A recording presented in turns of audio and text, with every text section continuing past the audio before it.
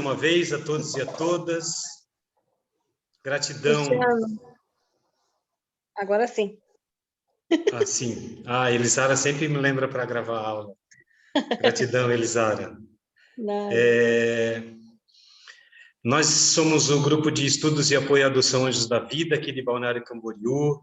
Essa é a nossa 5ª Semana Municipal da Adoção, que foi criada exatamente na última semana de maio, porque dia 25 de maio, hoje, é o Dia Nacional, e aqui em Balneário é o Dia Municipal da Adoção. Enquanto grupo de apoio à adoção, a gente sempre organiza uma semana inteira de muita conversa, de muito diálogo, de muitos conhecimentos compartilhados. Nós iniciamos ontem com uma roda de conversa com o Judiciário e o Ministério Público, e hoje nós temos uma convidada para lá de especial, que depois eu vou passar para o nosso presidente apresentar, a professora Lúcia Helena Galvão.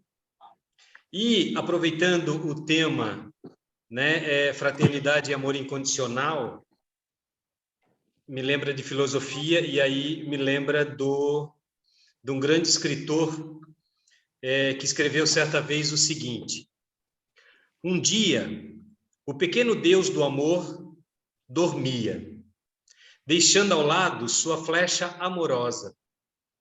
Enquanto isso, várias ninfas, jurando-se sempre castas, vieram pé ante pé em sua mão virginal. A mais bela tomou o fogo na mão, que incendiara legiões de corações verdadeiros.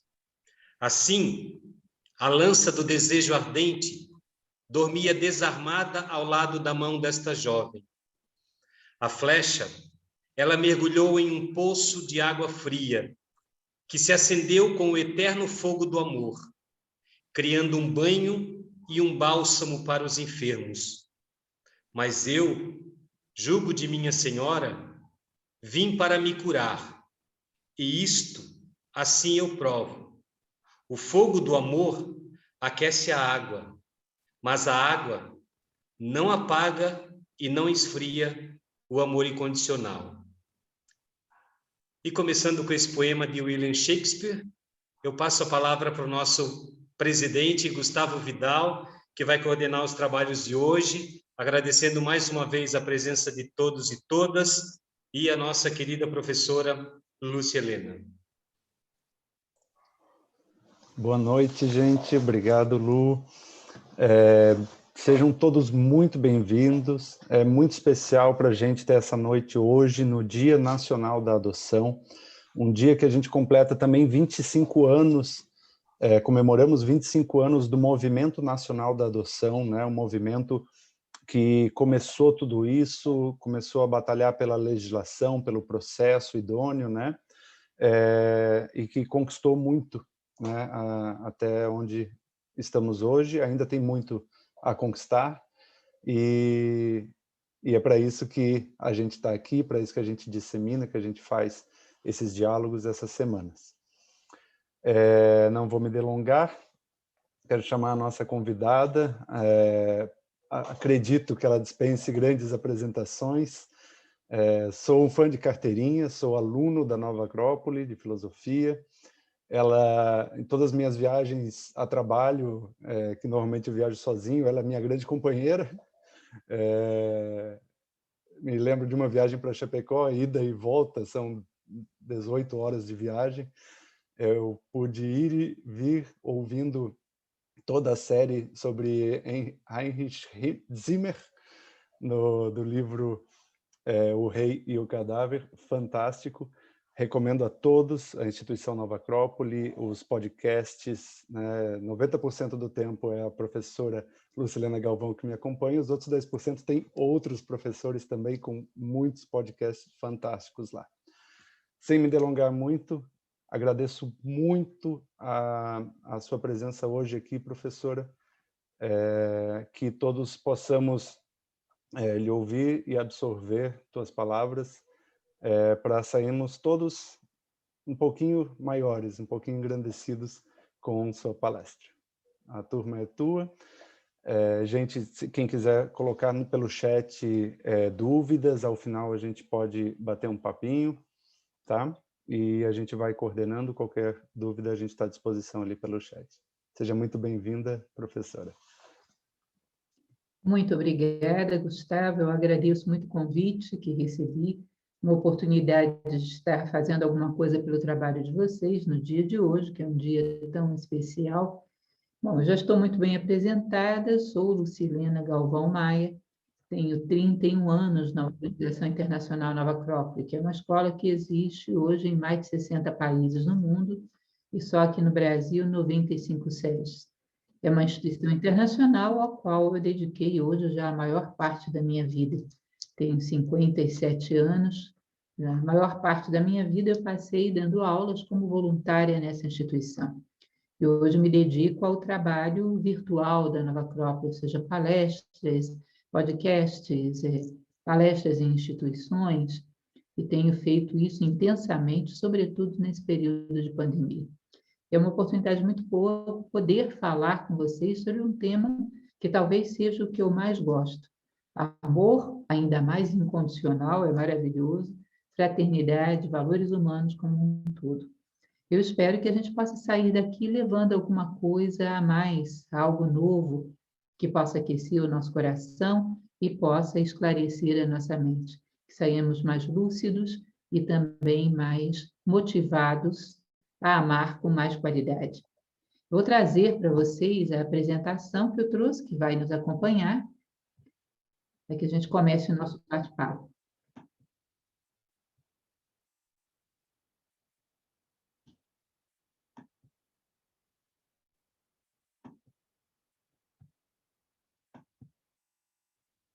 Todos veem? Sim. Sim. Certo. Então, apenas para que tenham uma noção, aqueles que ainda não nos conhecem, aqui vocês têm os sites e tem a nossa página da Nova Acrópole no YouTube. Nossa página hoje conta com mais de 500 palestras. Publicações em geral, a gente tem 1.000, mas cerca de 500 e algumas, já beirando os 600, são palestras gratuitas, sobre os mais diferentes temas. Filosofia, a ideia da gente é isso, a nível internacional, é convencer as pessoas que filosofia não é algo intelectual e distante da vida. A filosofia que fazemos na Nova Acrópole é filosofia para a vida, filosofia como arte de viver. Ou seja, damos um sopro de vida aos ensinamentos dos grandes filósofos do passado. Porque, na verdade, nós estamos todos procurando solução para os mesmos problemas ao longo da história. Nós estamos lutando contra problemas de convivência, problemas de solidão, problemas de saber lidar com a perda, com a dor, com... E ao longo da história houve pessoas que tiveram respostas muito interessantes para isso, que buscaram e encontraram respostas interessantes. E a ideia da filosofia é de que a gente pode começar de onde todos esses homens pararam. Há uma frase do psicólogo Carl Jung, que ele dizia que é mais fácil começar do zero e construir uma nave que te leve à Lua, do que começar do zero e construir um conhecimento que te leve ao interior de si mesmo. Dá para aprender muito com quem viveu bem, com quem deixou bons referenciais. Não só para intelectualizar ou para memorizar, mas para colocá-lo dentro da sua vida. E é isso que a gente se propõe a falar hoje. Nosso tema hoje é muito bonito, é dos mais bonitos que há dentro da filosofia. Bom, o que está acontecendo aqui, meu PowerPoint não está passando. Deixa-me ver.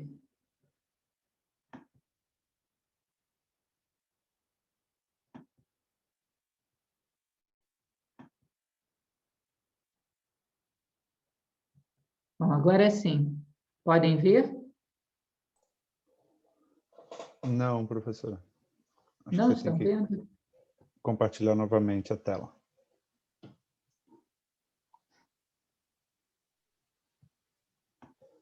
Sempre tem um problema técnico para deixar a coisa mais divertida, né? Especialmente quando a Faz gente está parte. gravando. Faz parte. Tem que haver. Aqui está ele.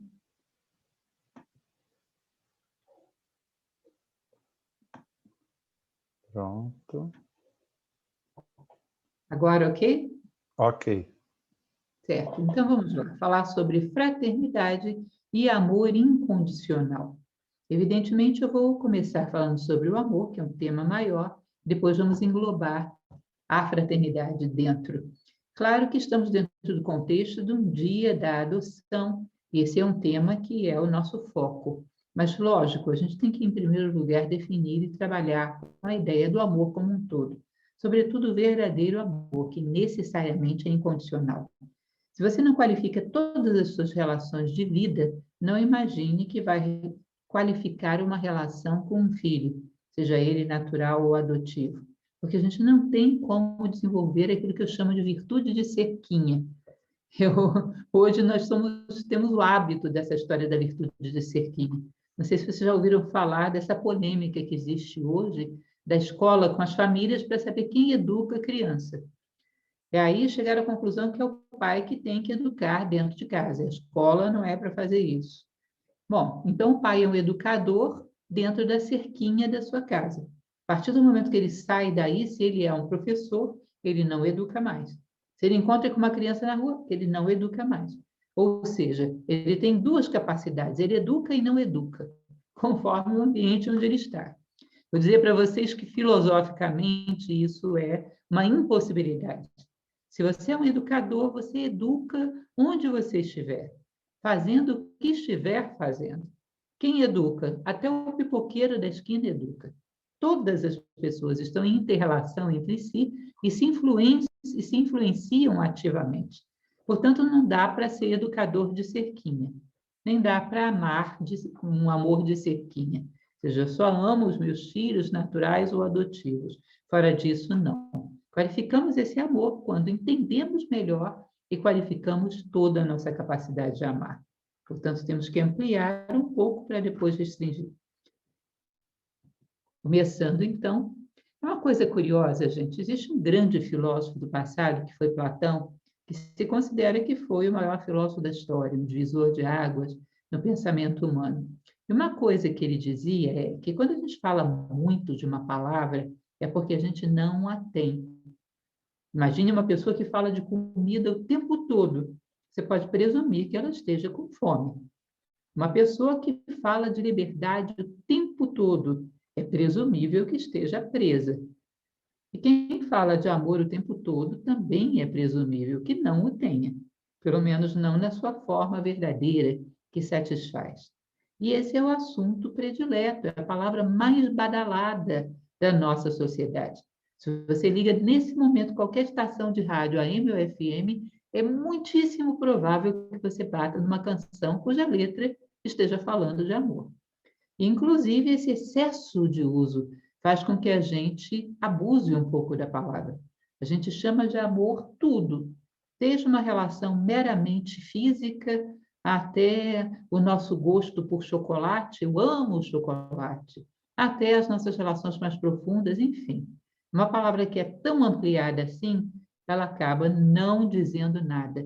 Essa palavra é uma das mais esvaziadas da sociedade, a ponto que, hoje, dizer eu te amo ficou uma coisa meio demodê, meio fora de moda, meio pouco confiável, pelo mau uso que a gente deu a essa palavra. Certo? Então, eu sou, como todo filósofo é um pouco chato com a questão de como usar as palavras. A gente quer saber como é que elas nasceram. Vocês imaginaram que quando uma palavra nasce, nasce porque havia uma necessidade dela. Que necessidade era essa?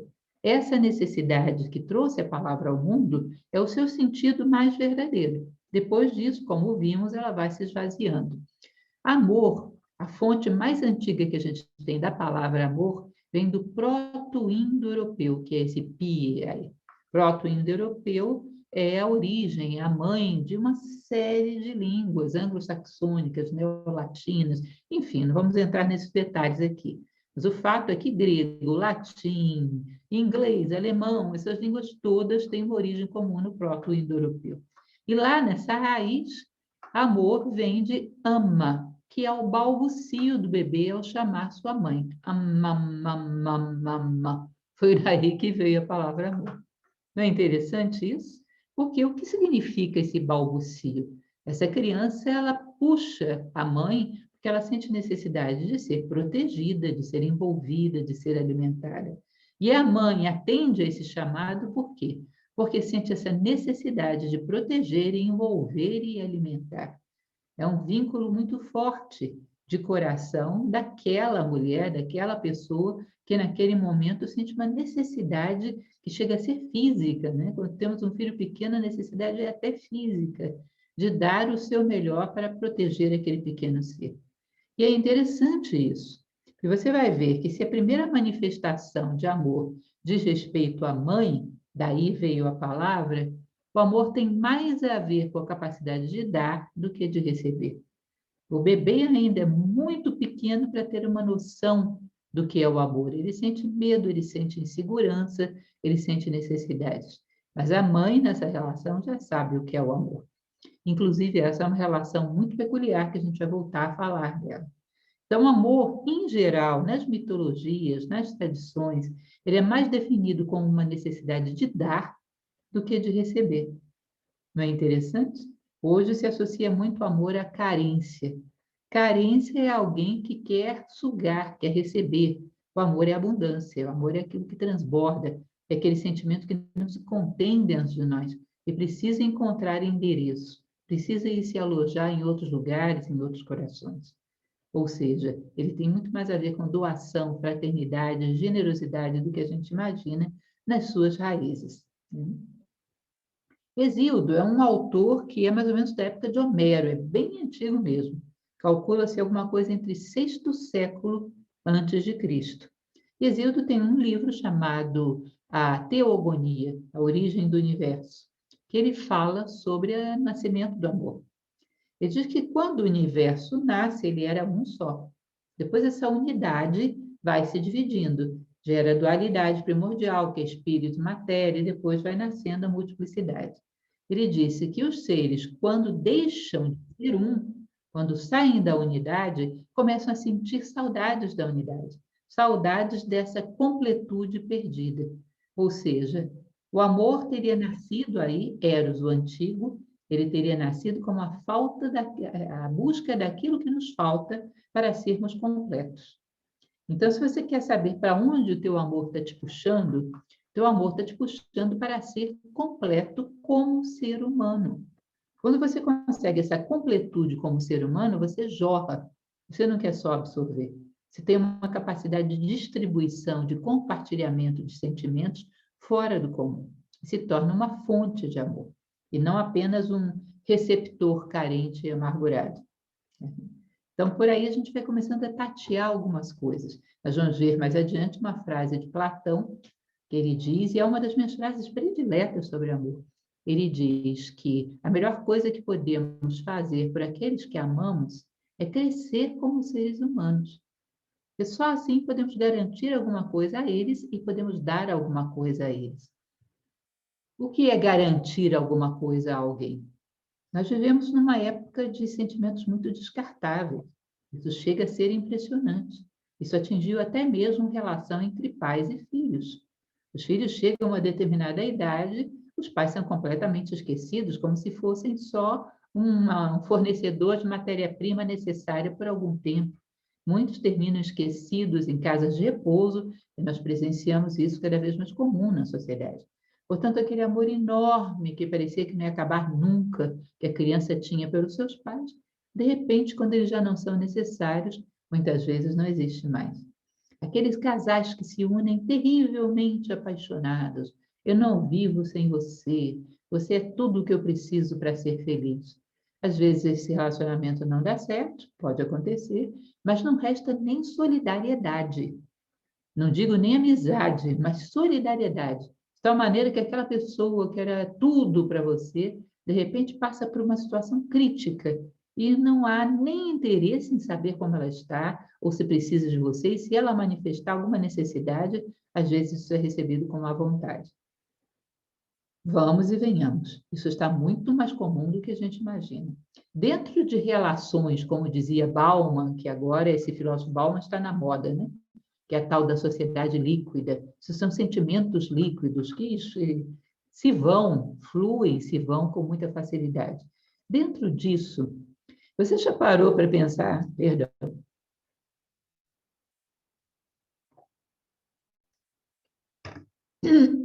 numa pessoa que você ama hoje, como é que você pode olhar nos olhos dela e garantir: sempre conte comigo, eu sempre estarei com você.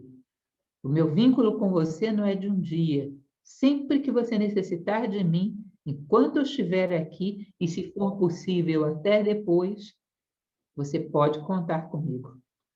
Como a gente garante isso às pessoas que amam? Num momento de sentimentos tão superficiais, tão líquidos, daqui a pouco eles pegam uma saída e se vão, escoam. Como podemos garantir isso? Só tem um jeito: crescendo como seres humanos.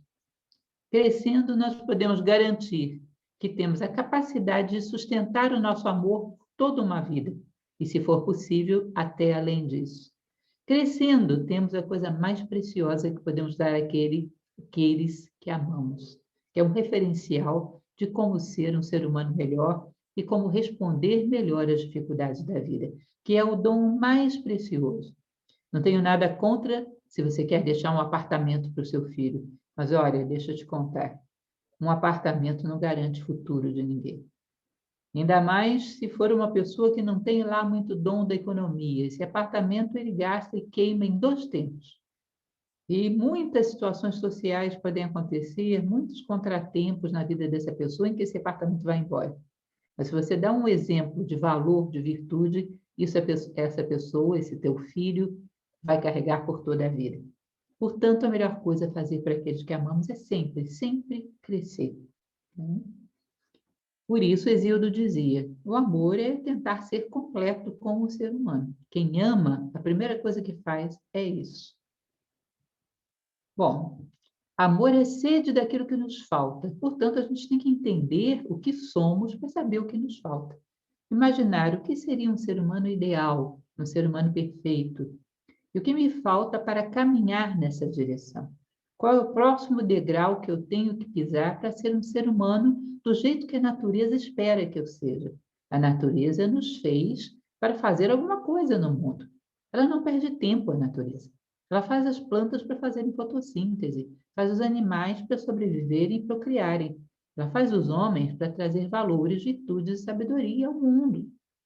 Às vezes a gente se preocupa em preservar a floresta amazônica, arara azul, isso está certo, isso é um bom trabalho, mas se você não preserva o ser humano, não adianta preservar nada, porque a próxima geração dilapida tudo aquilo que você levou a sua vida preservando.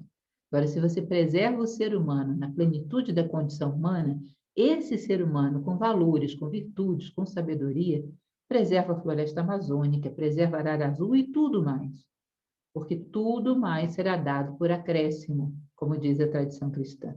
Então, percebem que o problema ecológico é, na verdade, um problema ecosófico, ou seja, falta de sabedoria, que o ser que está em maior perigo de extinção não é arara azul nem mico-leão dourado, é o ser humano na plenitude da condição humana. Se a gente tem essa visão, a gente começa a perceber: eu amo e quero amar melhor. O que é que eu tenho que fazer? Ser um ser humano melhor. Me tornar um ser humano que cumpre com aquilo que a natureza espera de um ser humano. Pegar um referencial de alguém muito sábio e bondoso na história ou na tua história pessoal. Comparar-se com isso e dizer: isso é que me falta para amar melhor, para ter a capacidade de amar de maneira mais completa e de realmente beneficiar as pessoas que eu amo. Continuando. Amar é busca de ser, então. O amor é a busca de sermos humanos, em primeiro lugar. Vocês lembram dessa frase bíblica, né? Buscai seu reino em primeiro lugar, e todas as demais coisas te serão acrescentadas. Busca o seu reino humano, posicione-se como um ser humano. E o resto você vai ver que vai brotar com uma intensidade muito grande. O homem tem 3 possibilidades. Isso é interessante para a gente se situar no mundo atual e entender em que momento nós estamos. Esse caduceu de Mercúrio, aí, que hoje é usado como símbolo da contabilidade, se não me falha a memória, ele representava na Grécia os 3 mundos dos quais o homem participava. Eles chamavam isso de soma, que era aquela bolinha ali de baixo. Soma tem a ver com o corpo físico. Tanto que quando você está com uma doença física, você pode dizer: eu estou com uma doença somática. No meio do caminho, psique, que são as nossas emoções e os nossos pensamentos mais práticos, mais cotidianos, nossa mente virada para baixo. Esse é o mundo psicológico. E lá em cima existe aquilo que eles chamavam de mundo noético, que a gente pode chamar de mundo espiritual, mundo dos valores, dos grandes sentimentos, dos pensamentos altruístas, ou seja, da nossa essência mais verdadeira. O que eles falavam em relação a isso?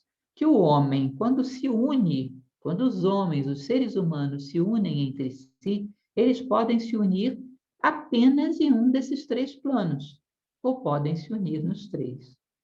E a coisa mais comum que existe no nosso momento histórico é unir-se só fisicamente.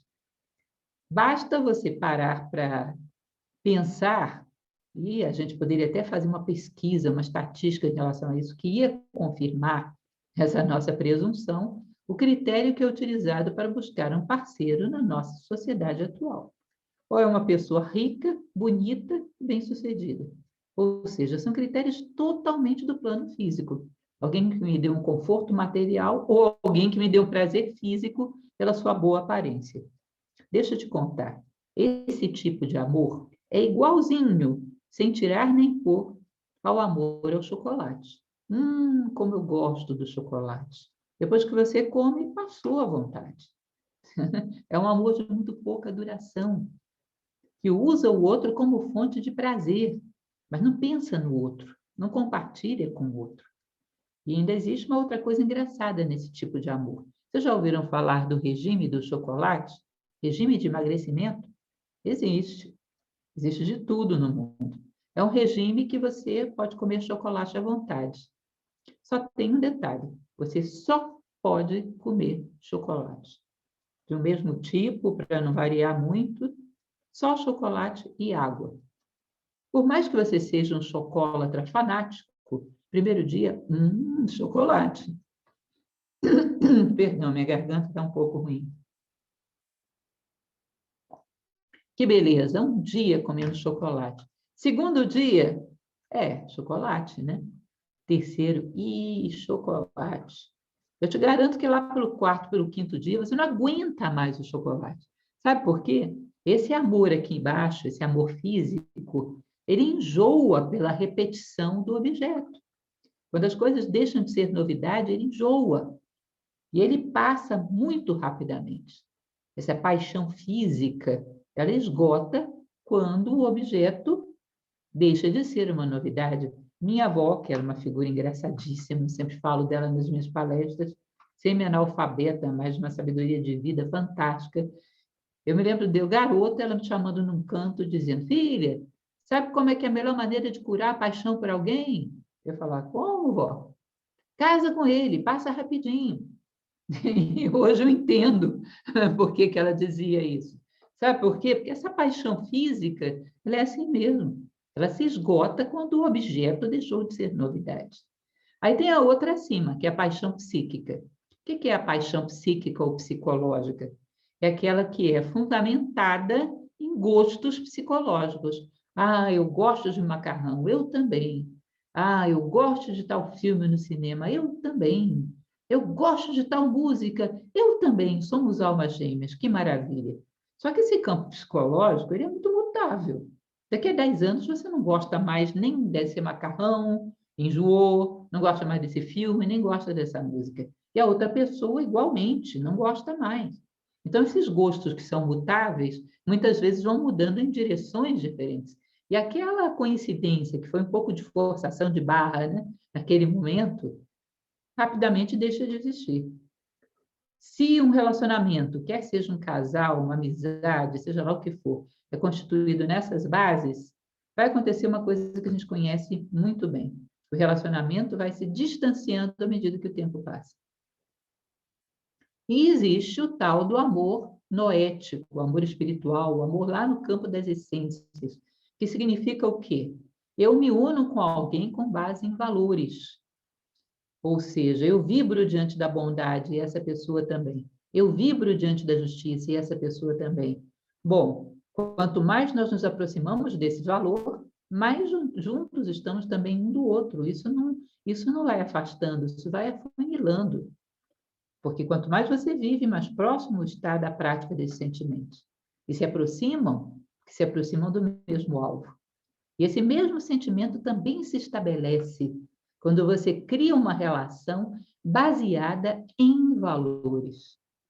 E aí é uma coisa que é bem interessante. Toda paternidade, toda maternidade é belíssima, é belíssima. Mas considerem uma coisa, muitas vezes, sobretudo quando se é muito jovem, concebe-se às vezes filhos de uma forma bem inconsequente. Aquilo vem como o efeito indesejado de uma aventura, ou mesmo quando a pessoa já é um pouco mais velha, às vezes é um acidente de percurso, é uma consequência de um ato biológico, não estava muito bem programado, não houve um desejo profundo daquilo fundamentado em valores, em alguns casos, em outros casos sim há. Agora veja bem, uma pessoa que adota uma criança sempre faz isso fundamentado em valores. Eu quero amar alguém, eu quero colocar amor dentro da vida de alguém. Ninguém adota por acidente. Perceberam isso? Ninguém adota por acidente, por um erro de percurso, porque a pílula não funcionou. Não acontece. É sempre um ato voluntário. Portanto, a possibilidade aí de ser estabelecida em cima de valores é bem significativa. E o que dizia o nosso amigo Platão? Que esse tipo de sentimento que é estabelecido em torno de valores é o mais humano de todos. E é o único que pode ser eterno, que foi fundamentado em cima de bases eternas. Justiça não morre, amor não morre, bondade, fraternidade não morre. Tudo aquilo que se estabiliza em cima de bases eternas vai ser baseado na sua mesma durabilidade, seja enquanto houver vida, ou, como eu dizia antes, se possível, até depois. Daí que Platão, quando já no seu tempo, isso não é moda só hoje, não, já no seu tempo, quando diziam para ele, o amor é passageiro, eles diziam, ou é eterno ou não é amor. É outra coisa que você está falando, emoções, paixões, mas amor, ou é eterno, não é amor. Você não está fundamentando, não está estabelecendo sobre uma coisa real. E esse amor aí em cima é que ele chamava de alma gêmea. Não precisava ser um casal, podia ser um pai e um filho, podia ser dois amigos. Esse amor estabelecido em cima de valores é que ele chamava de alma gêmea. Eu sei que a gente viu outra coisa lá na novela da Rede Globo, né? Mas esqueçam, hoje eles falam de tudo sobre amor platônico. Não é isso, Platão deve remexer no tubo. Amor platônico é aquele que é estabelecido em torno de valores humanos, que para ele é a pérola da vida humana, é o mais precioso e o mais duradouro. Aquele que realmente nos garante laços profundos estabelecidos. Lembram lá da frase bíblica que diz que aquilo que Deus uniu, o homem não separará? Exatamente porque esses valores, que nós estamos chamando de valores humanos, na verdade são valores divinos. São aquilo que de eternidade existe dentro de nós.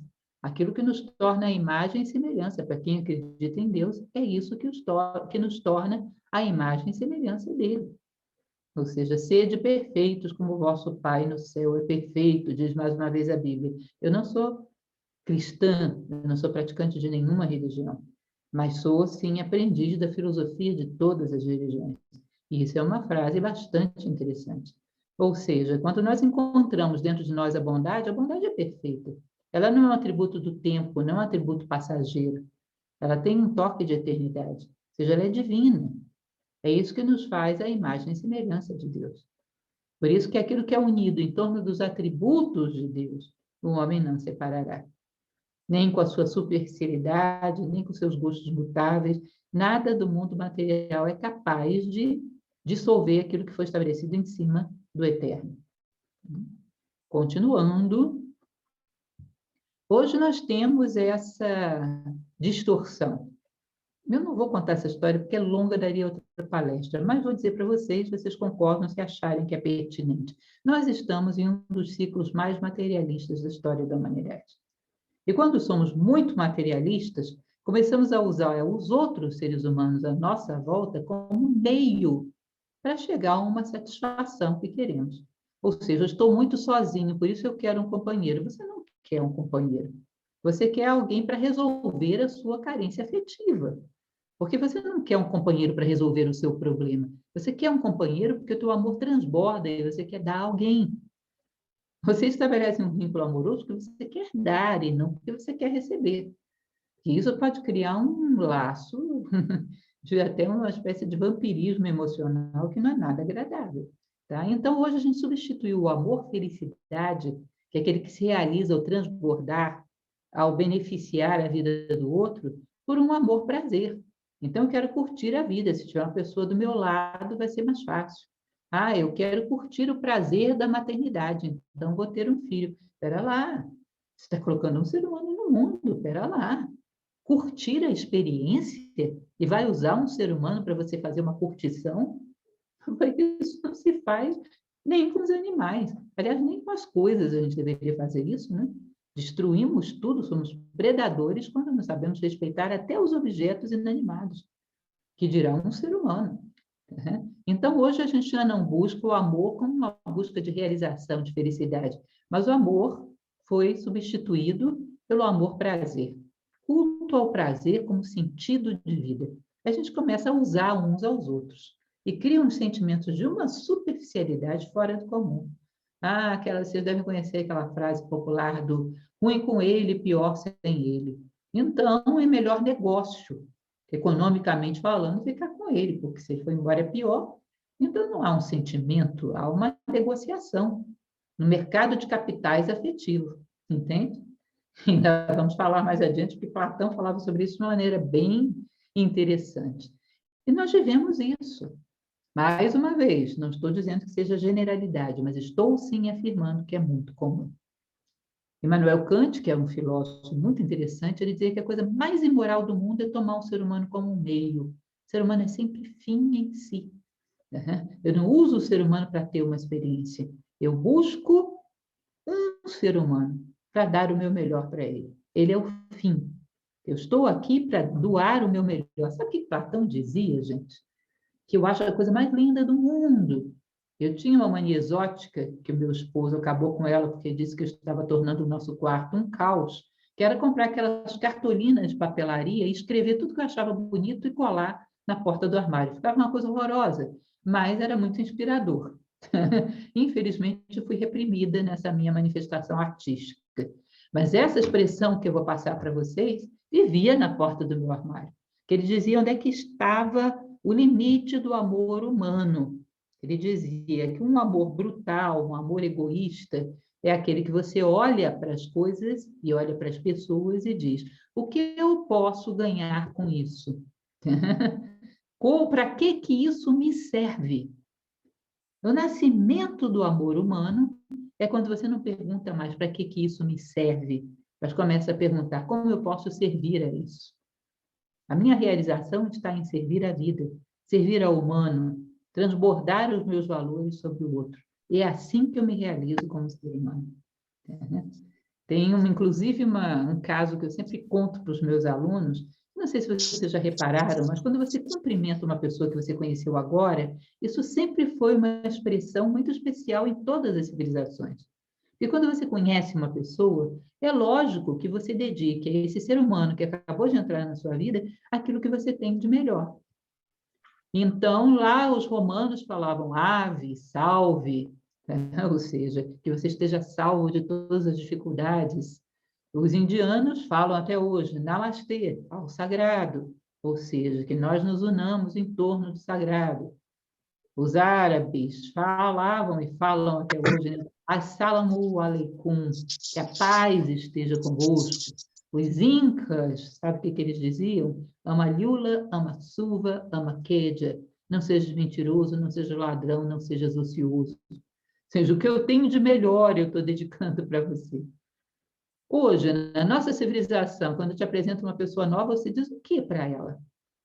Muito prazer. Ou seja, aquilo que eu tenho de mais nobre, de mais excelso, de mais grandioso. O que é prazer? Eu desejo que você tenha também. Mas imagina, o mais sagrado, o mais nobre que você tem na vida é prazer. Não é mal sentir prazer, mas prazer a qualquer preço, toma cuidado. porque as maiores barbáries da história provocaram prazer a muitos psicopatas e a muitos tiranos. Prazer a qualquer preço é extremamente perigoso. É a porta da barbárie. Finalidade da vida humana são valores, e o prazer vem como subproduto. Aí vem o prazer do dever cumprido, prazer de um ato de bondade, o prazer de dormir o sono dos justos, em paz com a nossa consciência. O prazer a qualquer preço, como sentido de vida, definitivamente é extremamente perigoso. E começa a fazer com que a gente se use mutuamente. E às vezes fica complicado essa equação do amor. O amor não se manifesta numa relação utilitária desse tipo. O amor se manifesta na fraternidade e na generosidade. Como eu posso servir a isso? Esse é o limiar do verdadeiro amor humano. Bom, isso aqui eu já falei para vocês. Nós hoje temos o amor físico, que é o mais comum, né? Os jovens curtem, ficam, porque um tem um corpo bonitão, ou porque o outro é o chefe da turma, enfim. É muito desgastante e empobrece muito os nossos sentimentos. Aí vai para o amor psíquico, que é isso, aquele que está mais alinhado com a moda, que se alinha mais com o que todo mundo gosta, se veste bem, tem uma moto, tem tal emprego, tem dinheiro, ele ou ela, e acaba gerando um amor baseado no melhor objeto de consumo do mercado, segundo padrões de êxito, como eu escrevi aí. Isso também, a moda muda numa velocidade tremenda. Essa pessoa que hoje é o top da passarela de Paris, daqui a uns 2 anos está totalmente demodé. E o teu sentimento, que estava baseado mais numa máscara de um objeto pop do que numa relação profunda com o outro, é muito natural que vá se esfriando. Ou cai no comodismo, ou o contato se rompe. E aí o amor platônico, que é aquele que eu falei para vocês, o amor fundamentado em valores. Mas essa não é a única característica do amor platônico. Sabe, tudo aquilo que você ouviu falar de amor platônico, esqueça nesse momento, porque é tudo bobagem. Amor platônico hoje é aquele que fulaninho ama ciclaninha ama fulaninho, mas eles não podem ficar juntos, porque o papai não deixa, a mamãe não quer, o papai é Capuleto, a mamãe é Montecchio, né? Que nem no Romeu e Julieta. Ou seja, eles se amam fisicamente, psicologicamente, mas tem alguma coisa no meio que não deixa que eles se toquem. O amor platônico é um amor que não exige o contato físico mesmo, porque é um amor que se estabelece entre valores. Eu posso amar profundamente os valores de alguém que talvez não esteja nem mais no planeta. Eu amo Platão, eu amo Khalil Gibran. Eu posso amar os valores de um ser humano que esteja nesse momento do outro lado do planeta e com o qual jamais tenha um contato físico. Como nós já falamos, um amor construído em cima de coisas que não dependem do contato físico, mas que criam laços muito mais profundos do que o contato físico. Aí Platão conta em um dos seus livros, que é o Banquete, que às vezes esse amor em torno de valores também pode gerar uma afinidade psicológica, já que a gente ama a justiça, acaba gostando de coisas parecidas, e pode gerar até mesmo uma atração física. E aí você se une nos 3 mundos, que são casos raríssimos na história, né? Mas ele diz que esse caso, quando 2 seres humanos começam a se amar de cima para baixo, estabelece relações que faz com que eles evoluam numa velocidade enorme. São aqueles casais que fizeram história e que um não teria sido nada sem o outro. Né? Então, o amor platônico ele tem algumas características, além de ser estabelecido em torno de valores. Prestem atenção, porque isso é muito legal e muito importante. Ele é construído, ele é resultado de um ato de vontade. Sabe aquele negócio que você diz, o meu amor acabou? Não era amor, era paixão. Paixão é assim, é que nem gripe. Ela vem, dá, fortíssima, daqui a pouco passa. O que mais faz a paixão durar é quando ela não é atendida. Quando você não consegue o objeto da sua paixão, ela pode se prolongar no plano da fantasia por uma vida inteira. Mas quando ela é atendida, cai lá na história da minha avó, passa rapidinho. Então, o amor, ele é construído e sustentado por um ato de vontade. E como você construiu esse sentimento, eu quero amar, porque eu necessito beneficiar as pessoas à minha volta. A bondade dentro de mim está explodindo, precisa ser dada. A generosidade está explodindo, precisa ser entregue. Quando você ama por um ato de vontade, você sustenta esse amor por toda a vida. Deixa eu contar para vocês um causo, como dizem os mineiros. Não é possível que aqui tenha algum mineiro. Será que tem? Toda hora eu estou imitando eles, então já vou pedindo desculpas se tiver algum, para ninguém ficar ofendido. Porque o meu esposo é mineiro, gente, então eu adoro implicar com ele. Acontece dessas coisas. Então, eu tenho 2 filhas, hoje 2 mocinhas. Eu me recordo que quando elas eram pequenas, eu tinha me separado e vivia sozinha com elas. Dava aula todas as noites em Nova Acrópole. Quando eu chegava, às vezes, à noite em casa, elas colocavam um brinquedo na minha cama. Elas ficavam preocupadas de eu ficar triste de dormir sozinha. Então, toda noite tinha um brinquedo na minha cama. Eu dormi com as bananas de pijamas, com as meninas super poderosas, com quase tudo que vocês possam imaginar, passou pela minha cama. E um dia eu estava parando para pensar sobre isso. O que será isso? O amor, ele tem essa característica. Ele vai até o limite das suas possibilidades para perceber a necessidade do outro. E depois vai até o limite das suas possibilidades para atender essa necessidade. Elas perceberam a minha solidão e fizeram o melhor que elas podiam para que eu não ficasse sozinha. Botavam o brinquedo predileto na minha cama.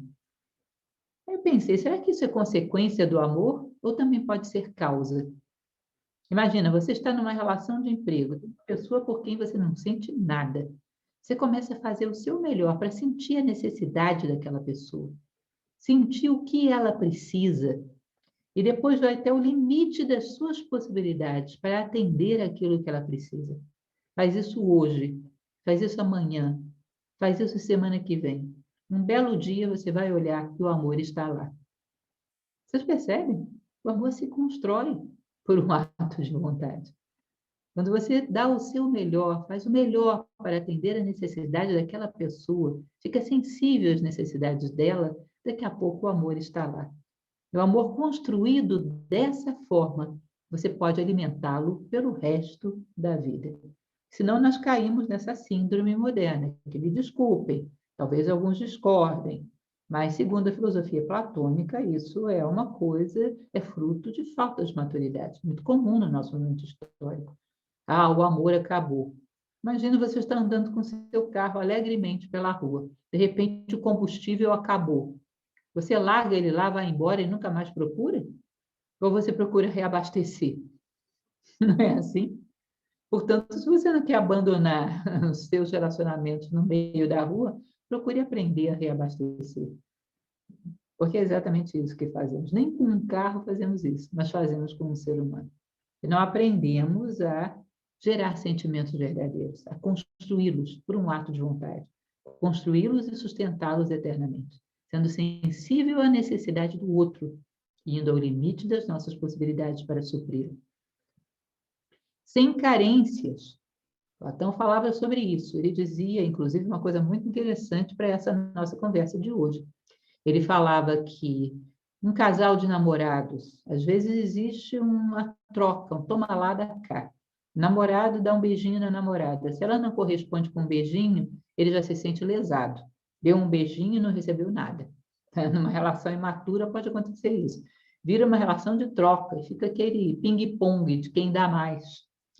Ele diz que existe uma única relação entre os seres humanos comuns da sociedade, não entre aqueles que detêm mais maturidade e sabedoria, mas na sociedade comum só tem um tipo de relação que foge a essa lógica, que é a relação entre pais e filhos.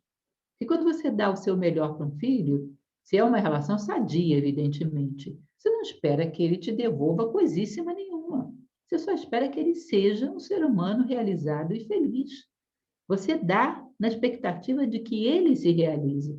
Não é um investimento. Você imagina uma mãe, a esposa do Gustavo tá, vocês estão com um bebê novinho ainda, né? Imagina você toda noite, Gustavo, anotar.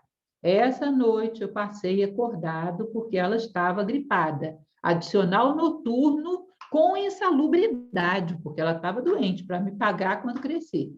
Ninguém faz isso. Ninguém faz isso. A gente faz loucuras por uma criança, se desgasta ao ponto de, às vezes, adoecer. Por quê? porque a gente quer que ela seja feliz. Não tem contrapartida, não tem carência, não espera nada do outro lado.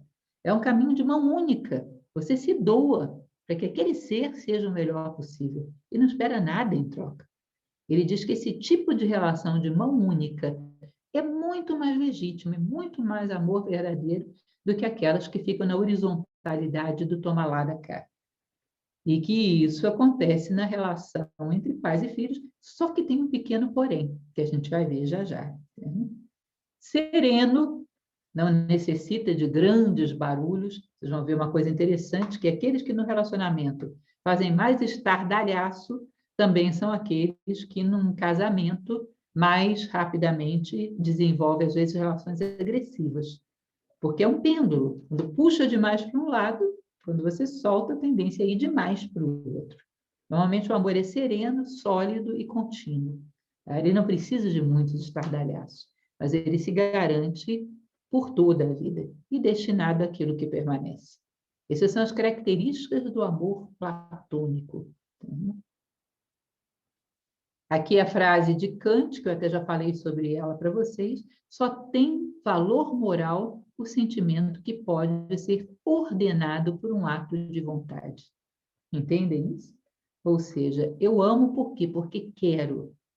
E como quero, vou amar eternamente. Eu sei como reabastecer desse amor. Eu eternamente estou sensível à necessidade do outro e me realizo ao suprir essa necessidade. A minha realização não está em reter, está em entregar. O homem é do tamanho da sua generosidade, da sua fraternidade. Hoje pensamos que um homem que vale muito é aquele que tem muitas coisas. Se você precisa de muitas coisas para valer, o valor é das coisas e não teu. Ao longo da história, os homens que marcaram a história foram aqueles que deram muito, não aqueles que tinham muito. Esses ficaram esquecidos. Tá? Então, só tem valor moral o sentimento, o amor, que pode ser ordenado por um ato de vontade. Eu amo porque quero, e porque quero, sempre amarei. Sei como nutrir esse sentimento a partir de valores. Não projeta expectativas, isso é uma outra coisa fantástica. Ah, eu vou encontrar uma pessoa que vai ser assim. Eu vou encontrar uma pessoa que eu vou amar. Como ela vai ser, vamos ver. O ser humano é um mistério, eu não sei nem como eu mesmo vou ser. Ainda mais sobre filhos. Isso, quando acontece, é terrível. Um bom pai, vou falar novamente sobre isso lá adiante, ele usa 1000 relógios. Ele sabe que não dá para comparar o seu filho com o de ninguém. 1000 relógios. Cada ser humano é um universo ímpar e irrepetível. Não projete expectativas sobre os demais. Isso é uma das coisas mais frustrantes que pode acontecer com uma criança. Perceber que não cumpriu com as expectativas dos seus pais. Ele se sente culpado, quando, na verdade, a culpa é de quem depositou expectativas e amarrou alguém ou tentou amarrar alguém a ela. Quem ama ajuda o outro a crescer, sem carências, não suga, transborda. Khalil Gibran, que é um poeta que eu amo demais, ele teve uma mulher na sua vida, que era Mary Haskell, que ele dizia para ela: o teu amor me dá asas. Aliás, uma das coisas mais lindas que tem na história é esse amor de Khalil Gibran com Mary Haskell. Tem um determinado momento que ele vira para ela e fala assim: eu sou um homem muito teimoso, Mary. Tem 2 coisas que jamais ninguém vai me convencer.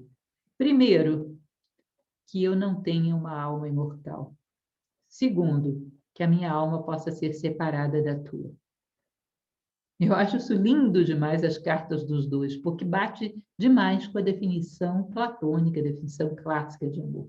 Criar vínculos tão profundos, porque nós queremos que esses vínculos sejam criados e mantidos, e cuidamos dele. Reabastecemos sempre. O amor platônico é incondicional, realiza-se em si mesmo, não espera contrapartidas.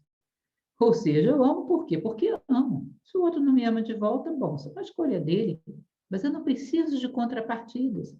Eu não fico esperando o beijinho de volta para ver se vale a pena dar o outro beijinho. Isso aqui não é mercado de capitais, isso aqui é sentimentos.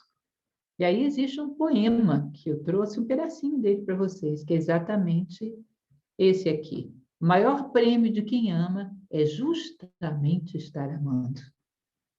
Se espera contrapartida, de uma certa maneira, existe um interesse na contrapartida. Não é o amor em si que você está querendo. O maior prêmio de quem ama é justamente estar amando, que é uma das coisas mais maravilhosas que mais realiza o ser humano. É amar de verdade. É sentir, ao final do dia, que ele pode dormir em paz com seu travesseiro, dormir o sono dos justos, porque ele deu o seu melhor para beneficiar todos aqueles que passaram pelo seu caminho. Ele distribuiu amor. Ele perdeu o seu coração todos os dias. E depois, quando foi buscá-lo, descobriu que o seu coração era o coração de todas as coisas. Ele distribuiu o amor por toda a sua jornada. Não há como não ter o sono dos justos. O maior prêmio de quem ama é justamente estar amando. A contrapartida, bom, se vier, bem. Se não vier, mas essa pessoa foi beneficiada. E isso está suficiente. Eu a empurrei em direção ao bem, sem querer nada com isso. E isso está suficiente.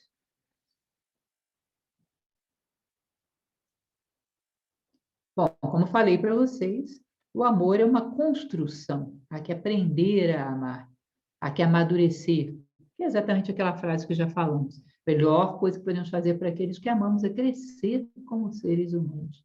Às vezes as pessoas dizem, eu não amei ainda porque não encontrei a pessoa certa. E aí eu sempre faço uma brincadeira. Imagine que uma pessoa te diga que quer pintar como Leonardo da Vinci.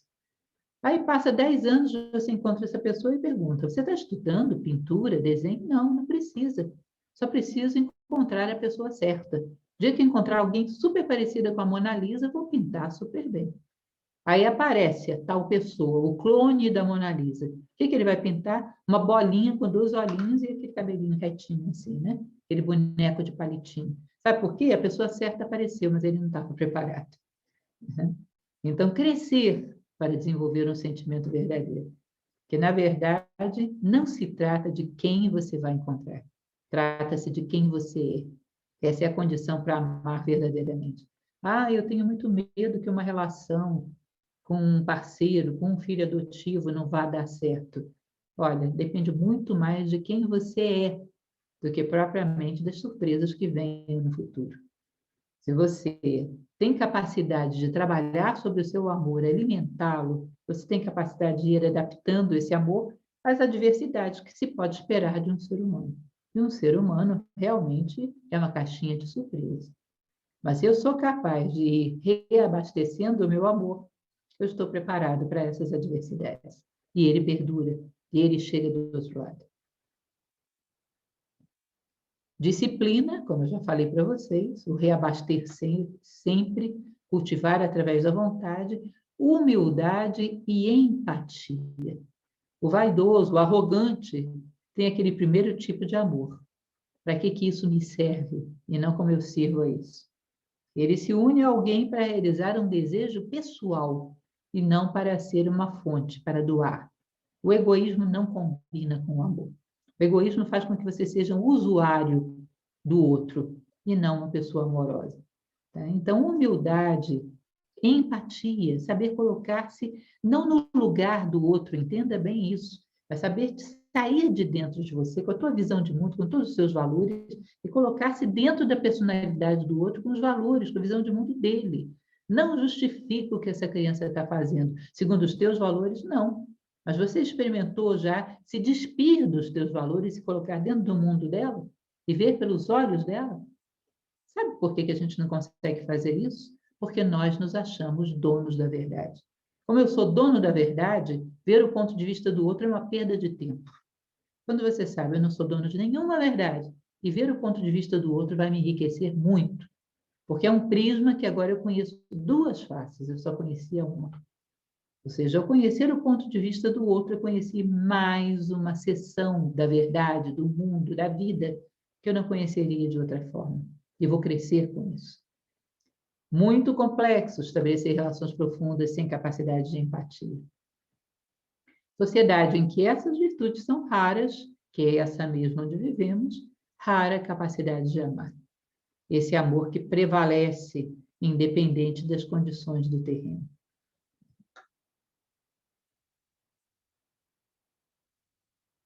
Como eu já falei para vocês, Platão dizia que um dos mais elevados e sem expectativas, um amor que dentro da sociedade pode ser considerado mais nobre que os outros, é exatamente entre pais e filhos, porque é de mão única não espera contrapartida. Um amor sadio, né? Que até isso, no nosso momento histórico, às vezes a gente distorce. Ah, o meu filho, quando eu envelhecer, vai fazer tal e tal coisa por mim. Não, isso não é um filho, é um plano de previdência privada. Não é assim? O meu filho, quando ele crescer, ele vai ser um homem de bem. O que vai acontecer comigo? Bom, deixa eu fazer aqui um plano para minha velhice, deixa eu dar um jeito de não ser um fardo para ninguém, enquanto eu possa fazer isso, deixa eu tentar fazer. Eu não crio um filho para cuidar de mim, eu crio um filho para ser um homem de bem, realizar-se e ser feliz. Por isso, essa relação é de mão única e tão especial para Platão. Agora, ele diz que tem um vício nesse sentimento, que é, eu só tenho essa capacidade com o meu filho físico, só essa criança. Vocês já viram a criança do vizinho, como é enjoadinha aquela menina, teimosa, desobediente, ai, que chatura. Mas a minha filha é uma criança toda especial. Sabe por quê? Porque saiu da barriga mais especial do mundo, que é a minha. Ou seja, eu não gosto dela, na verdade. Eu gosto da minha vaidade e do meu egoísmo projetado sobre ela. Ele diz, isso é uma característica que empobrece o amor entre pais e filhos. Vocês percebem que isso, a adoção é mais um elemento que ela acrescenta? Platão, ele dizia que a glória da humanidade seria o dia em que a gente tomar todas as crianças da humanidade como nossos filhos. Ele, inclusive, propunha uma ideia na classe dos governantes, dos guardiões, quando, por exemplo, um grupo de 30 jovens tivessem filhos, na mesma época, quando eles nascessem, eles misturariam as crianças todas, porque ninguém saberia quem é o seu filho, seria obrigado a amar os 30. E ele dizia, eu quero obrigar as pessoas a perceberem que as crianças da humanidade são nossos filhos. Então, criava todo tipo de estratégia para levar a esse ponto. Então, essa relação de mão única é extremamente bela. Não espera outra coisa que não que esse ser se realize. E realiza-se no próprio ato de amar. Não quer nada além disso. O maior prêmio de quem ama é justamente estar amando. Sei que estamos bem atrasados, mas estamos quase acabando. Já falei para vocês sobre essa frase, né?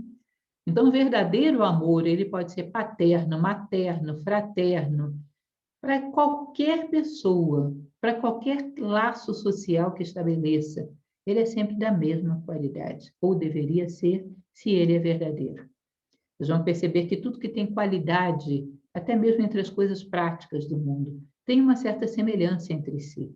Quem gosta, por exemplo, de um bom vinho, sabe que os excelentes vinhos têm uns certos padrões em comum. E o amor também parece com o vinho nessa hora. Todos aqueles que têm qualidade são muito parecidos entre si. Quer se manifestem por um pai, por uma mãe, por um irmão, por um amigo, por um filho. Eles têm esses mesmos componentes: empatia, respeito, postura moral. E isso é uma outra coisa interessante, que é um forte componente do amor. Postura moral em relação a todas as pessoas que amamos. Achamos que amar é faça você a besteira que fizer, eu vou estar do seu lado. Isso não é amar. Isso reforça a besteira que o outro está fazendo. Amar é chegar para o outro e dizer, para subir, conte sempre comigo, mas para descer, desça sozinho. Eu não vou para o abismo junto com você, sabe por quê? Se eu for junto, quando você chegar lá embaixo e precisar de alguém que te resgate, eu não vou poder, vou estar junto. Meu dever é estar aqui, esperando que você queira subir. Para subir, conte sempre comigo, mas para descer, desça sozinho. Vocês vão dizer, não, mas isso é uma atitude dura. O amor também tem isso. O amor que é só beijinho é demagogia. O amor, no Egito, eles tinham um deus que era o Osíris, que era o látego e o gancho, né? O gancho que atrai e o látego que às vezes pune. A mãe que a criança vai meter o dedo na tomada, que dá um beijinho e não tapa no dedinho, é uma demagoga, quer ser amada a qualquer preço. Não está pensando na criança, está pensando em si próprio. Então, às vezes dura, às vezes meiga, de acordo com a necessidade de cada momento, mas sempre pensando no bem do outro. Né? O látego e o gancho, a atitude de Jesus Cristo em relação aos mercadores do templo, ou vocês acham que ele não amava os mercadores do templo? Então, a postura moral, eu sempre estou contigo para subir, para descer, não. que isso já é uma cumplicidade de defeitos, já é demagogia, não é amor. Quando eu estive no Egito, anos atrás, eu fui a um local que era o Templo de Dendera, o templo da deusa Hathor. E esse templo, gente, tem uma escadaria enorme. Lá no alto fica o templo. Mas é uma escadaria com uma escada com um degrauzinho desse tamanho. É tão pequeno que a gente sobe e tem a impressão de que está andando em linha reta. Eu parei e pensei, mas esses egípcios, até para construir escada, ensinam a gente. Porque realmente é assim que a gente faz para ajudar aqueles que amam. A natureza não dá saltos. Se a pessoa está nesse patamar, você puxa ela para 1 milímetro acima. Dá todas as oportunidades para que ela suba 1 milímetro. Lembre da mãe com a criança que aprende a andar. A criança dá um passinho e cai.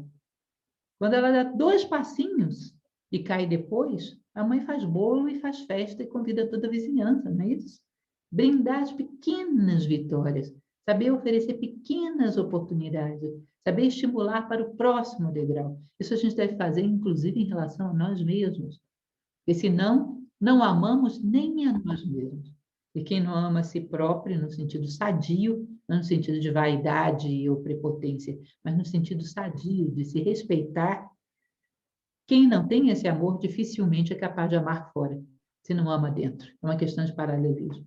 Então, brindar as pequenas conquistas, estimular a pequenos passos e valorizá-los. Assim a gente ajuda as pessoas a crescerem. E quem ama dá asas, quem ama ajuda a crescer. Os 1000 relógios que já falei para vocês. Saber não jogar expectativas nossas sobre os demais. Ver o que o outro é. Silenciar o nosso tagarelismo mental e ver o que o outro é. E ajudá-lo a partir de onde ele está. Sempre a subir. Para isso, crescer como verdadeiro... Perdão, para isso crescer, está bem meio apagadinho, não escolhi uma boa cor de fonte, né? Para isso crescer, amor verdadeiro exige muito do homem. Se você quer amar muito, cresça, porque não é uma planta qualquer que nasce em qualquer terreno árido. Aqui ofereceram um terreno à altura de uma planta tão requintada. O amor verdadeiro exige como base um ser com ânimo de aperfeiçoamento. Eu quero crescer. Por quê? Porque eu amo e quero amar ainda mais e melhor. Quero garantir alguma coisa às pessoas que amo. E reiterando aquela frase platônica, a melhor coisa a fazer pelos que amamos é crescer como seres humanos. Tudo dá trabalho. Ter um filho dá trabalho. Ter um esposo, uma esposa, dá trabalho. Viver dá trabalho. Quantidade de calorias que gastamos, que o nosso corpo gasta por dia para nos manter vivos. Nosso corpo trabalha muito para te dar mais um dia de vida. Estar no mundo necessariamente é trabalho. E trabalho não é mal, trabalho é construção, trabalho é crescimento. E amar é o mais compensador dos trabalhos. Construir um amor verdadeiro também é trabalho. Se você fica passivo, esperando que o amor venha, e quando ele não vem, desiste, você ainda está muito imaturo para amar. Você não sabe como as coisas funcionam no esquema da natureza. Recupera a unidade na multiplicidade. Há laços tão profundos que a gente tem sensação, como dizia Gibran Mary Haskell, que nada nem ninguém pode nos separar daqueles que amamos. O que Deus uniu, reiterando, o homem não separará. Essa frase última também andou no meu armário durante muito tempo. Uma vez eu vi, na filosofia oriental, essa frase, que dizia que a única característica de Deus que a gente podia perceber é que ele era muito parecido com o coração, que ele manifestava o universo e recolhia, manifestava o universo e recolhia tudo para si de novo. Era como as sístoles e diástoles de um coração, pulsava. E, portanto, se o homem quer encontrar a unidade, se ele quer encontrar a Deus, ele tem que saber que o Deus, como um coração, é parente de todos os corações do universo. Se você sabe se aproximar do teu coração como símbolo desse centro de valores de onde emana o verdadeiro amor, se você se aproxima do teu coração, você se coloca às portas de um templo. Todos os corações estão alinhados até Deus. É o ato mais elevado e nobre que o homem pode fazer. Quando ele se aproxima do seu coração e desenvolve um amor verdadeiro, ele se alinha com a essência de Deus, que é exatamente um coração pulsante. Todos os corações do universo têm um estreito parentesco e estão estreitamente comunicados. E essa é uma forma de nos aproximarmos daquilo que é sagrado. Amor como impulso para a unidade. Esse graal, ele é interessante, ele faz parte do mito do Arthur, porque você vê que esse cálice medieval ele tem 3 mundos, tem uma preponderância no meio, uma base e um ápice. Isso é exatamente o amor físico, lá embaixo, a base, o amor psíquico aí no meio do caminho, e o amor espiritual lá em cima, onde se deposita o vinho da vida, o vinho da eternidade, do mito do Rei Arthur. Era um símbolo de um homem que tem os 3 mundos alinhados, mas que bebe do vinho do amor espiritual. Ele bebe do vinho de um amor fundamentado em valores, fraternidade, generosidade, empatia, entrega. Então, vida moral é como se a gente estivesse construindo o nosso próprio grau. Se tivesse tempo para falar para vocês do amor no mito do Rei Arthur, é uma aventura maravilhosa, que também vale a pena conhecer. Chamo a atenção de vocês lá no nosso canal da Nova Acrópole no YouTube. Eu tenho uma palestra sobre o mito do Rei Arthur, onde eu falo do amor segundo a tradição arturiana. É muito lindo. E tem tudo a ver com esse graal. Bom, aí trouxe apenas algumas frases, já para terminarmos, não é? Algumas frases que eu acho muito inspiradoras. O espírito enriquece-se com o que recebe. O espírito, ele fala aí digamos, do lado moral do homem. Enriquece-se quando recebe sabedoria, bons ensinamentos, bons exemplos. O coração se enriquece com o que dá. Esse é Victor Hugo, aquele que escreveu Os Miseráveis. E ali ele mostra claramente que miserável não é aquele homem que não tem bens materiais. Miserável é exatamente aquele homem que não sabe amar.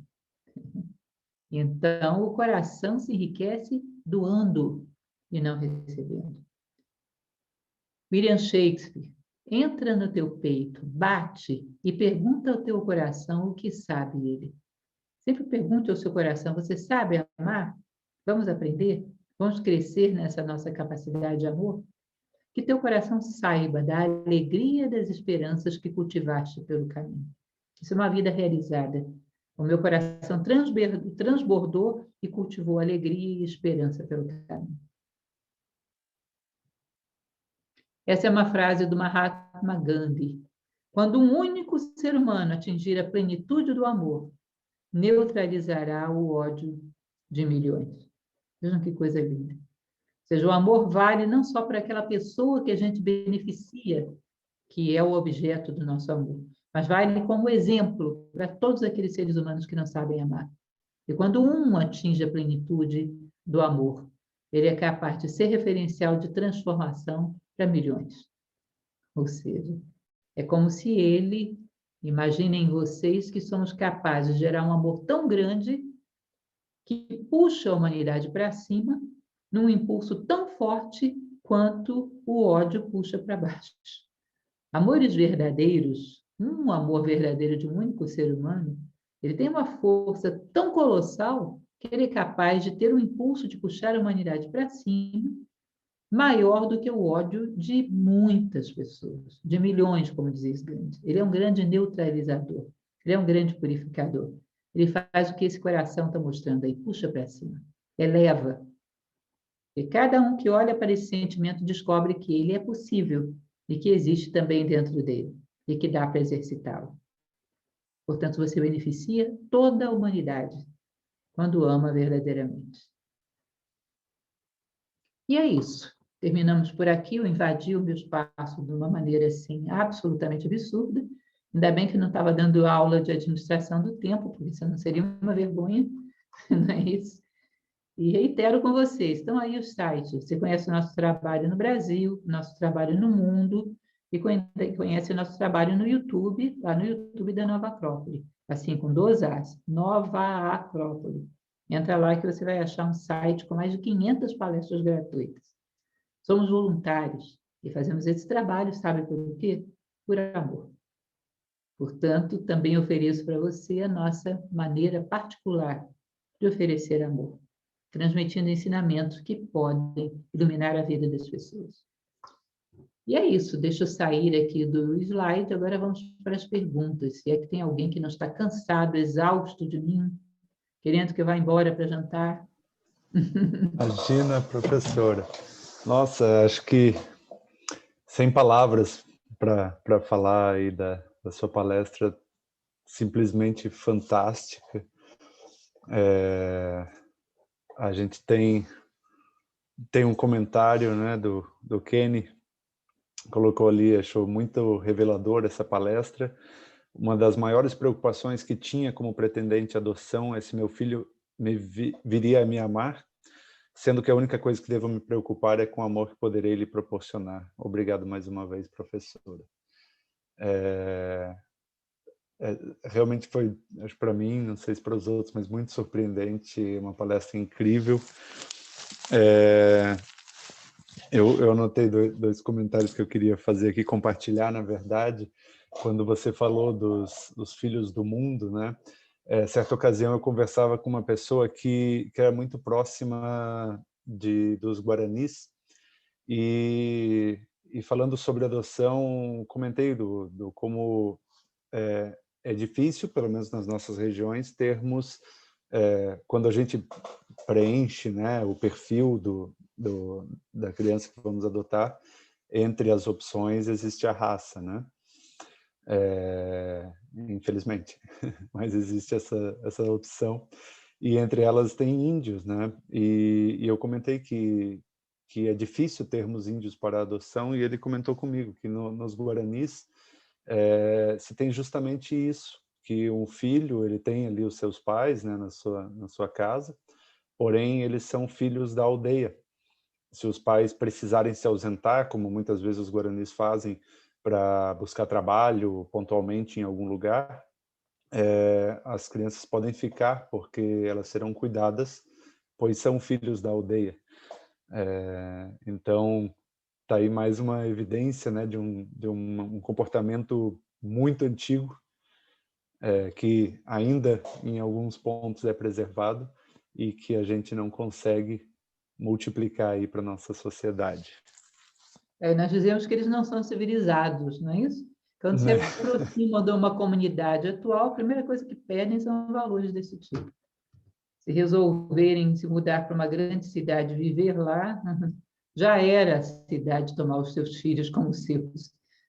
E é interessante isso, como é que nós não sabemos reconhecer. Há valor em todos os lugares. Há que haver o discernimento de identificar o que é válido em todos os lugares. Isso era uma ambição de Platão, ele sonhava que a comunidade humana fosse assim. Fantástico.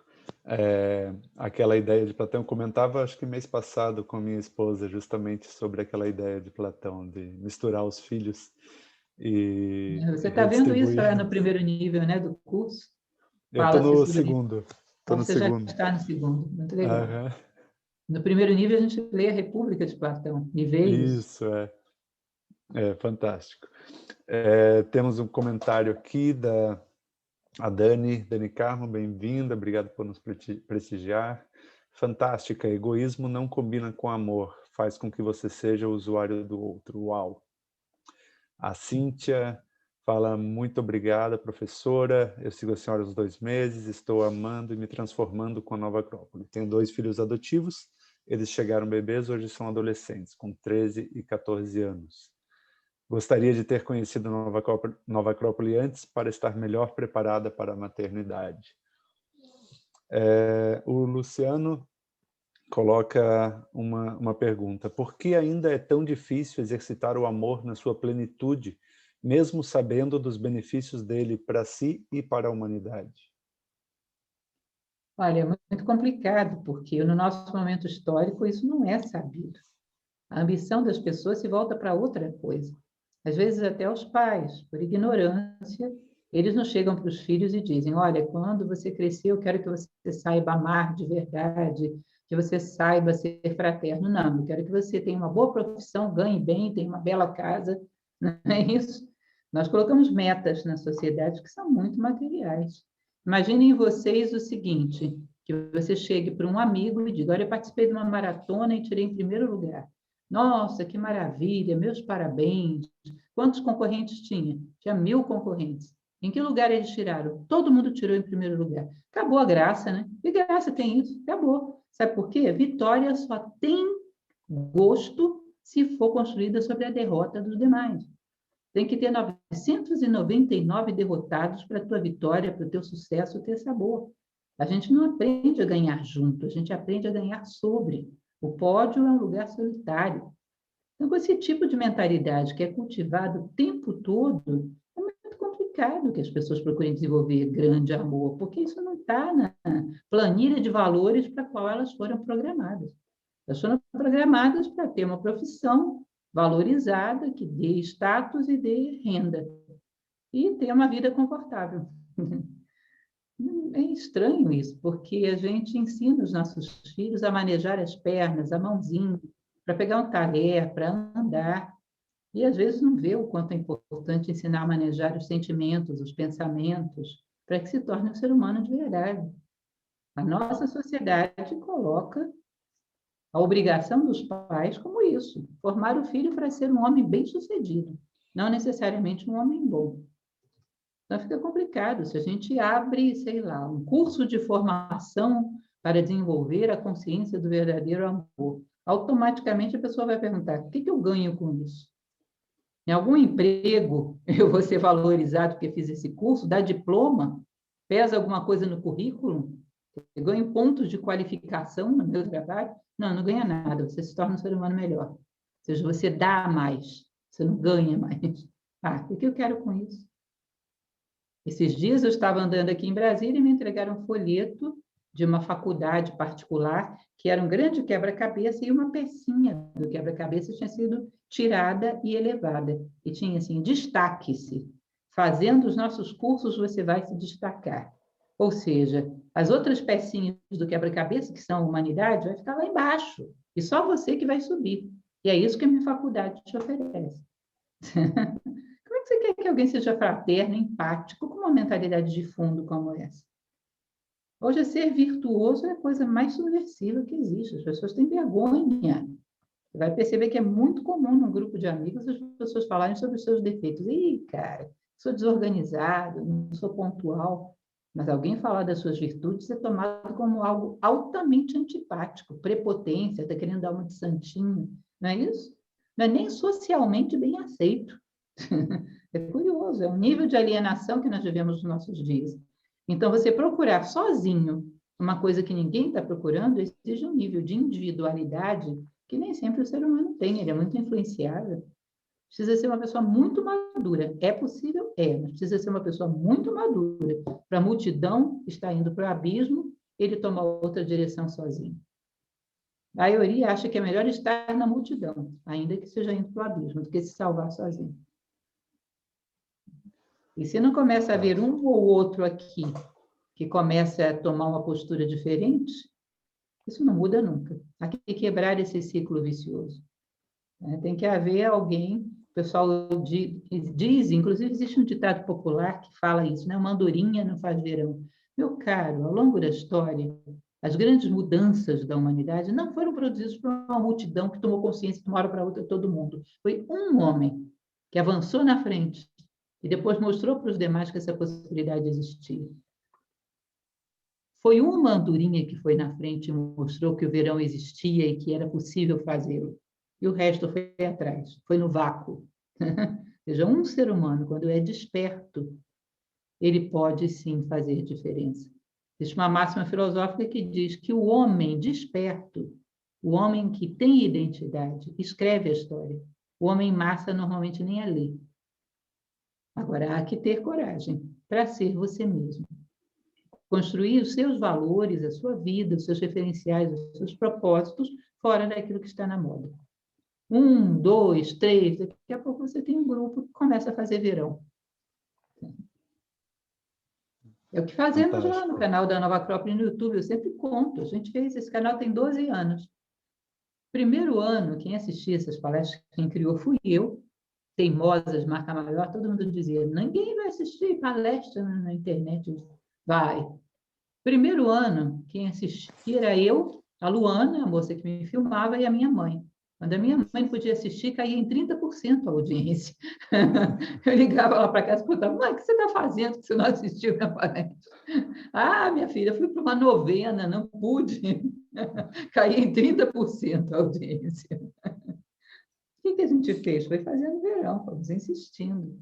Hoje o canal, não vou dizer que seja uma potência, tem canais muito maiores, a gente já tem 700 e tantos mil seguidores.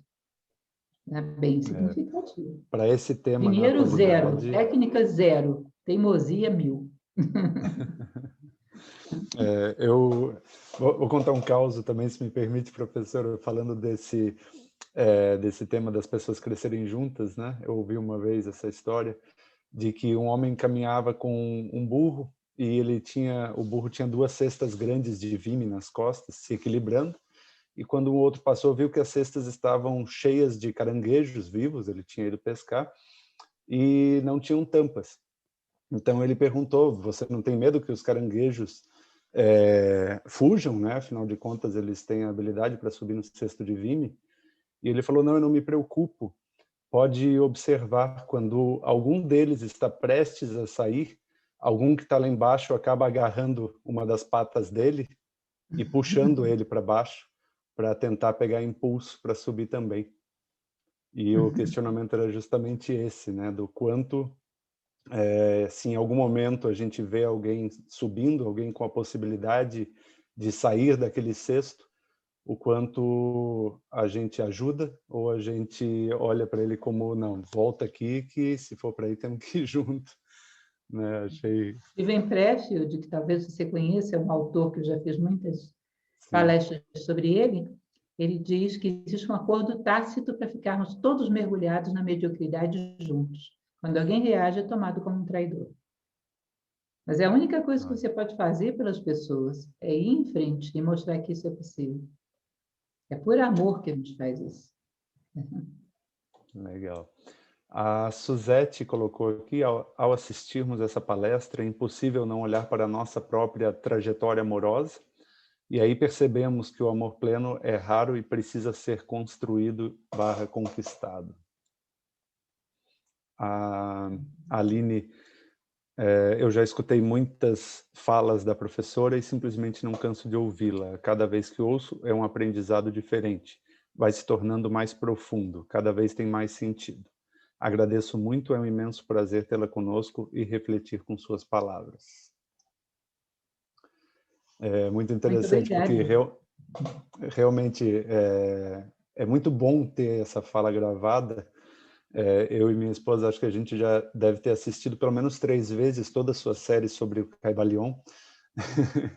e a cada vez que a gente escuta, é algo diferente que a gente absorve.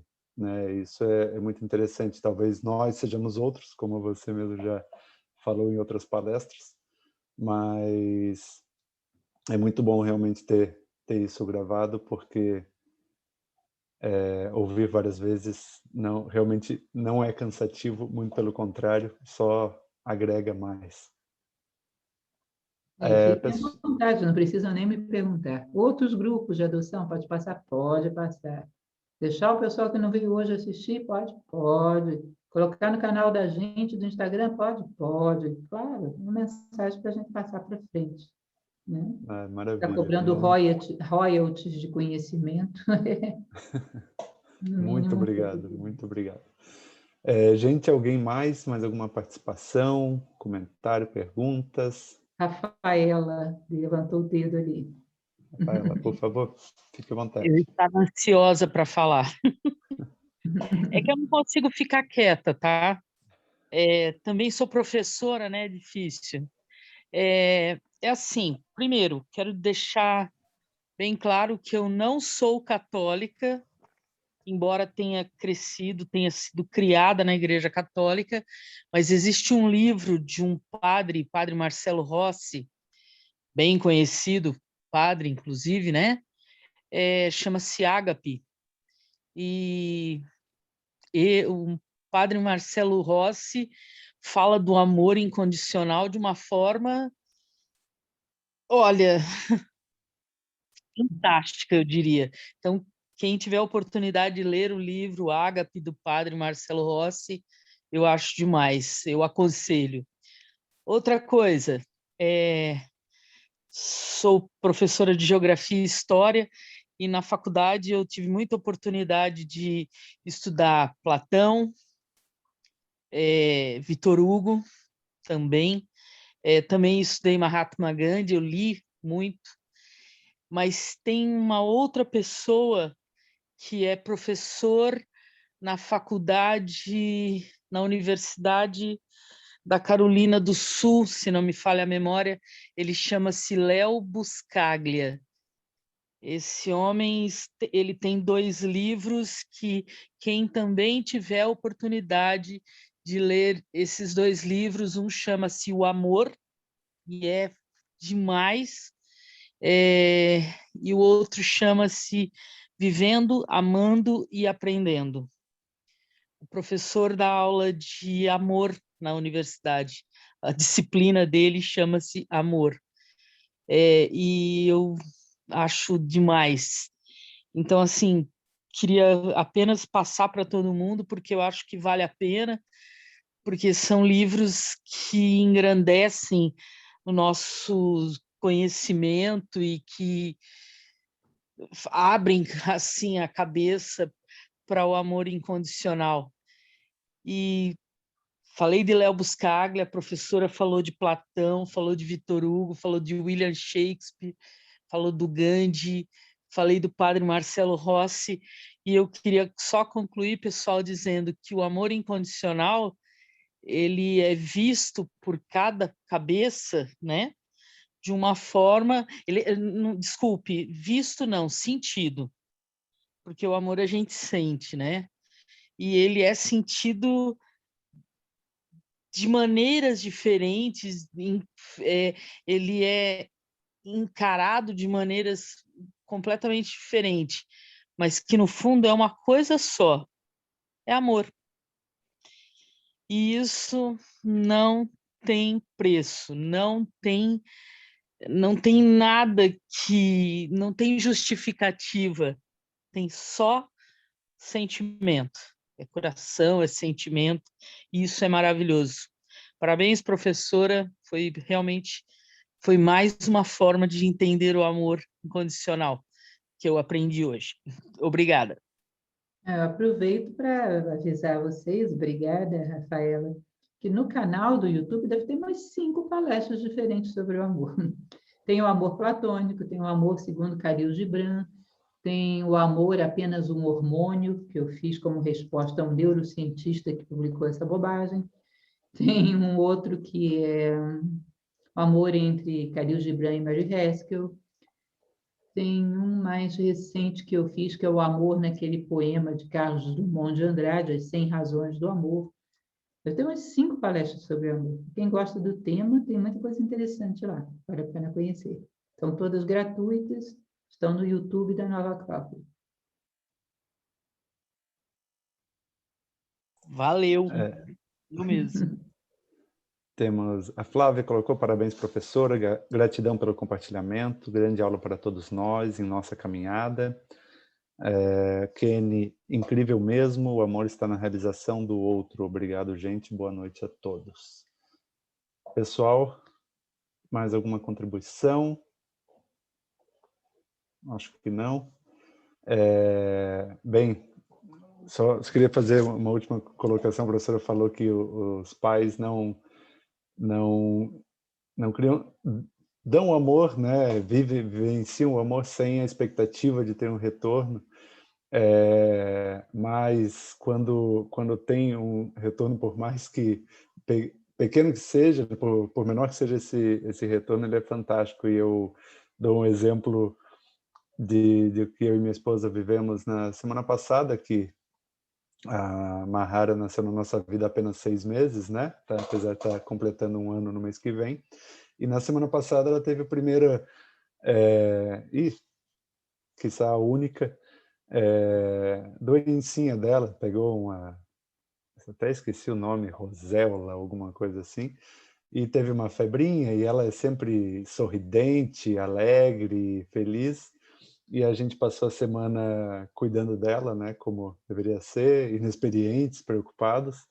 E no momento que a gente percebeu a recuperação dela, que foi um momento que ela estava em pezinha no chão da sala, segurando na mesinha de centro, e deu o sorrisinho que ela sempre dá para a gente, ali vem todo o retorno, né? Ali preenche qualquer expectativa que mesmo que não tenha sido depositada, enche o nosso coração, né? Professora, gostaria de fazer alguma colocação final? Eu gostaria de deixar para vocês uma última frase que pertence a Cícero, filósofo romano, que ele faz uma frase sobre o amor sem falar na palavra amor, e que eu acho muito inspiradora. Ele diz: certifica-te de que és fator de soma para as pessoas de cujas vidas participas.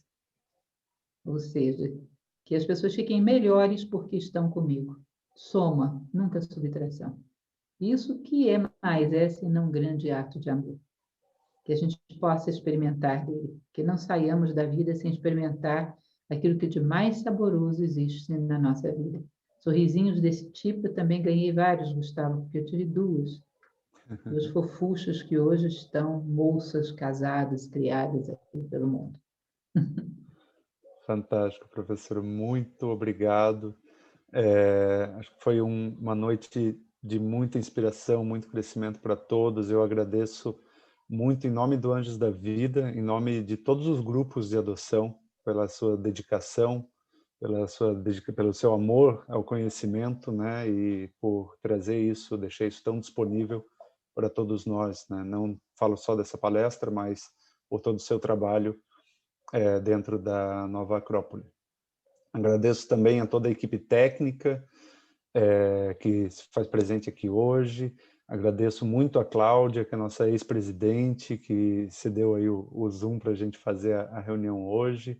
E a cada um de vocês que está participando, muito obrigado mesmo. Amanhã temos uma palestra com o Dr. Juarez Furtado, nosso médico voluntário. Ele é palestrou na TEDx, vai falar sobre epigenética, um tema incrível que ele traz, justamente desmistificando aquela história de que a gente traz as doenças na genética, que já é estudado e comprovado que não é porque o meu pai tem uma doença que eu tenho a tendência a ter essa doença que eu preciso desenvolvê-la, isso é um gatilho. Professora, fica o convite, se quiser participar com a gente. Eu sei que a sua agenda deve ser extremamente ocupada. Infelizmente, eu não tenho horário livre, mas tenho certeza que vai ser muito bom. E agradeço muito a todos, que tenham todos uma excelente noite, que continue sendo uma excelente semana. Gratidão, gente. Grande satisfação em conhecê-los. Um abraço para todos. Felicidades, de coração. Parabéns, professora, parabéns. Idem. Tudo de bom. Um abraço, gente. Gente, gratidão. Gratidão, Lúcia. Até amanhã. Gratidão, Ana. Boa noite a todas e a todos. Obrigada, professora. Boa noite, obrigada. Boa noite. Boa noite. Obrigada pelo convite, Gustavo. Boa noite. Imagina. Boa noite.